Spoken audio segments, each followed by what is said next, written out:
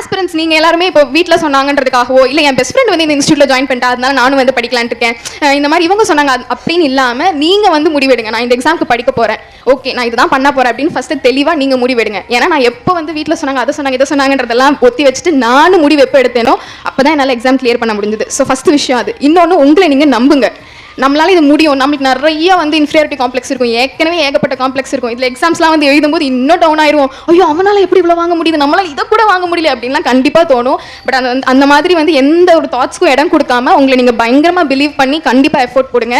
மூணாவது விஷயம் கன்சிஸ்டன்சி. இங்கே வந்து பேச போகிற அத்தனை பேர் சொல்கிறதுலையும் நீங்கள் வந்து நோட் பண்ணிங்கன்னா இந்த கன்சிஸ்டன்சின்றது வந்துட்டு காமனாக எல்லாரும் சொல்லுவாங்க. ஏன்னா அதுதான் வந்து ரொம்ப இம்பார்ட்டண்ட்டான கீ. ஆஸ்பிரன்ஸ் எல்லாருக்குமே எக்ஸாம் கிளியர் பண்ணுறதுக்கு ரொம்ப இம்பார்ட்டன்டான கீ வந்து கன்சிஸ்டன்சி தான். என்ன ஆனாலும் சரி, ரிசல்ட்ஸ் வந்து டவுன் ஆகுது, லாஸ்ட் எக்ஸாம் விட இதில் நான் கொஞ்சம் கம்மியாக வாங்கிட்டேன், இல்லை லாஸ்ட் எக்ஸாம் விட கூட வாங்கிட்டேனாலும் நீங்கள் ஸ்டாப் பண்ணிடக்கூடாது. கன்சிஸ்டண்ட்டாக உங்களோட எஃபர்ட்டை நீங்கள் வந்து போட்டுகிட்டே இருக்கணும். கண்டிப்பாக கன்சிஸ்டன்சிக்கும் வந்து உங்களோட ட்ரூவான எஃபர்ட்ஸ்க்கும் வந்து ஃப்ரூட்ஃபுல்லான ரிசல்ட் கிடைச்சே தீரும். நானுமே வந்து இப்படிலாம் சொல்லும்போது இவங்கெல்லாம் சொல்லுவாங்க எழுதுறவங்களுக்கு தானே தெரியும் அப்படின்னு நானே நினச்சிருக்கேன் இந்த மாதிரி அச்சீவ்ஸ் மீட்டில் கேட்டு. பட் என்னை நம்புங்க, கண்டிப்பாக நீங்கள் போடுற எஃபர்ட்டுக்கு ஒரு நாள் என்ன மாதிரி இப்படி வந்து நின்று பேசுவீங்க. இங்கே இருக்கிற அத்தனை பேரும் இப்படி வந்து நின்று பேசணும்னு நான் ஆசைப்படுறேன், சார் அதான் ஆசைப்படுவாங்க. எல்லாரும் இதே மாதிரி ஒரு நாள் வந்து பேசுங்க. தேங்க்யூ. என்னோட பேரண்ட்ஸ் கண்டிப்பாக இங்கே நிறையா கொஞ்சம் பேரண்ட்ஸ் இருக்கீங்க, புஷ் பண்ணாதீங்க உங்களோட பிள்ளைங்களை. தெரியும், ஓகே நம்மளும் வந்து நம்ம பிள்ளைங்களும் வந்து ஒரு நல்ல ஆளாயிட மாட்டாங்களா, ஒரு நல்ல பொசிஷன் போயிட மாட்டாங்களா, பயங்கரமான ஒரு எக்ஸாம் கிளியர் பண்ணிட மாட்டாங்களான்ற ஆசை வந்து உங்களுக்கு இருக்குது, அது எங்களுக்கும் புரியுது.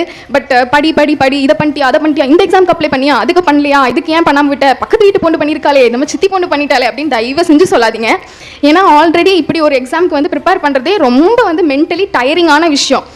அது போக எப்படி வந்து உங்கள் ரிலேஷன்ஸ் வந்து பொண்ணு இன்னும் படிச்சுட்டு தான் இருக்கலான்னு கேட்குறாங்களோ அதே மாதிரி எங்களையும் கேட்பாங்க.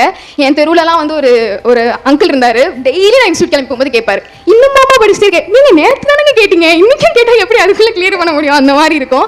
அப்படி எல்லாரும் கேட்க தான் செய்வாங்க. அதெல்லாம் தாண்டி தான் வந்து ஸ்டூடெண்ட்ஸ் ஆஸ்பிரன்ட்ஸ் வந்து படிச்சுட்டு இருக்காங்க. ஸோ அதனால நீங்கள் வந்து அவங்களுக்கு ஹெல்ப் பண்ணுங்கள், பேக் போனாக இருங்க, பட் கொஞ்சம் புஷ் பண்ணாதீங்க.